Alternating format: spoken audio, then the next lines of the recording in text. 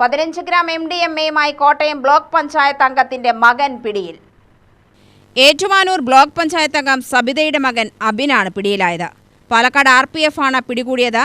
ബാംഗ്ലൂരുവിൽ നിന്നും എറണാകുളത്തേക്ക് MDMA കൊണ്ടുവരികയായിരുന്നു. 1.5 ലക്ഷം രൂപ വിലമതിക്കുന്ന MDMA ആണ് പിടികൂടിയത്. ഇലക്ഷനോടനുബന്ധിച്ച് നമ്മൾ സംയുക്ത പരിശോധന നടത്തി വരുന്നുണ്ട്. എക്സൈസും റെയിൽവേ പോലീസുമായിട്ട്.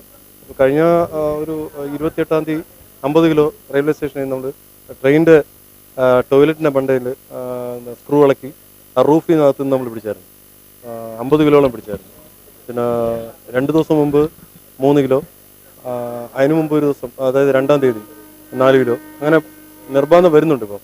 അപ്പോൾ നമ്മൾ കുറച്ച് ശക്തമായിരിക്കുകയാണ്, അന്വേഷണം ശക്തിപ്പെടുത്തിയിരിക്കുകയാണ് ഇപ്പോൾ. പിന്നെ റോഡിലൂടെയും മറ്റേ കണ്ടെയ്നേഴ്സിലൂടെയും വരുന്നതായിട്ട് വിവരമുണ്ട്. അപ്പോൾ ആ രീതിയിൽ നമ്മൾ ചെക്കിങ് വ്യാപിച്ചിരിക്കുകയാണ്. റെയിൽവേ സ്റ്റേഷൻ വഴി ഇഷ്ടം പോലെ പോകുന്നുള്ള കാര്യം അത് എല്ലാ കാലങ്ങളും, അത് ഇലക്ഷൻ എന്നല്ല, ഏത് സീസണായാലും അങ്ങനെ പോകുന്നുണ്ട്, നിർബാധം പോകുന്നുണ്ട്.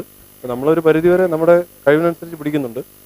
ഇനി അത് തുടരുക തന്നെ ചെയ്യും. പക്ഷേ ഇപ്പോൾ ഇതിൽ ഏറ്റവും പ്രശ്നം എന്ന് പറയുന്നത് കാരിയേഴ്സ് ഇപ്പോൾ വളരെ കുട്ടികളായിട്ടുള്ള വളരെ യങ് ജനറേഷനാണ് ഇപ്പോൾ അതിൽ കൂടുതൽ വരുന്നത്. പഴയ പോലെ 30 വയസ്സിന് മേളിൽ അങ്ങനെ മധ്യവയസ്കരൊന്നും അതിൽ വലുതായിട്ട് വരുന്നില്ല. എല്ലാം മിക്കതും ഒരു 90% 20 വയസ്സും 24 വയസ്സിനകത്തുള്ള കുട്ടികളാണ് വരുന്നത്.